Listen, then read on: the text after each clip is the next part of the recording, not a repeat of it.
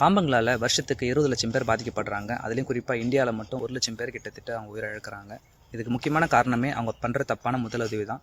முதலுதவி கரெக்டாக இருந்தாலே நிறைய பேர் உயிரை காப்பாற்றிடலாம். அதனால் இந்த வீடியோவில் நம்ம பாம்பு கடிச்சா என்ன பண்ணணும், என்ன பண்ணக்கூடாது சொல்லிட்டு தெளிவாக பார்ப்போம். முதல் விஷயம், பாம்பு கடிச்சா என்ன பண்ணக்கூடாதுன்னு பார்த்தீங்கன்னா, அந்த இடத்துல இறுக்கமாக கயிறை வச்சு கட்டவே கூடாது. ஏன்னு பார்த்தீங்கன்னா, இந்த மாதிரி கட்டுறதுனால அந்த விஷம் அங்கேயே தங்கிடும். அது இல்லாமல் ரத்த ஓட்டமும் அங்கேயே நின்றுடும்.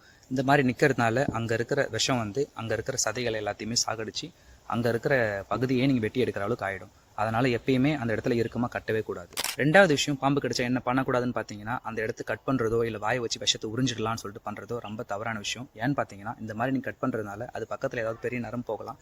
அதனால் நரம்பை கட் பண்ணிட்டீங்கன்னா ரொம்ப சீரியஸ் ஆகிடும். அதே மாதிரி கட் பண்ண இடத்த வாயை வச்சு உரியவே கூடாது. இந்த மாதிரி அட்டெம்ப்ட் ஏதாவது எடுக்கும்போது வாயில் ஏதாவது உங்களுக்கு புண்ணு இருந்துச்சுன்னா நீங்கள் அந்த விஷயத்தை இழுக்கும்போது உங்களுக்கு பாதிப்படையும். அதனால் இந்த விஷயத்தை பண்ணவே கூடாது.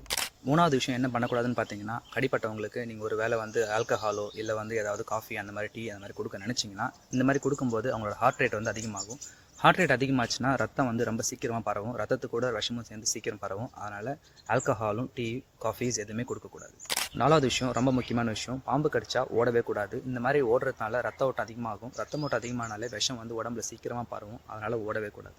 அஞ்சாவது விஷயம் என்ன பண்ணக்கூடாதுன்னு பார்த்தீங்கன்னா, பாம்பு கடிச்சா அந்த பாம்பை போய் திருப்பி பிடிக்க ட்ரை பண்ணவே கூடாது. இந்த மாதிரி நீங்கள் திருப்பி ட்ரை பண்ணும்போது பாம்பு உங்களை திருப்பி கடிக்க வாய்ப்பு இருக்குது. இந்த மாதிரி திருப்பி கடிச்சதுன்னா பாதிப்பு அதிகமாகும். ரொம்ப முக்கியமான விஷயம் என்னன்னு பார்த்தீங்கன்னா, ஹாஸ்பிட்டல்ஸில் டாக்டர்ஸ்க்கு உங்களை என்ன பாம்பு கடிச்சிருக்குன்றது தெரியவே தேவையில்லை.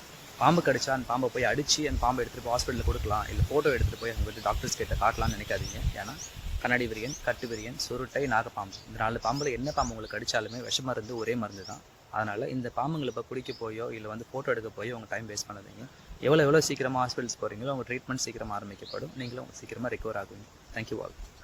பார்ட் 2ல் பாம்பு கடிச்சா என்ன பண்ணணுன்றது பார்ப்போம்.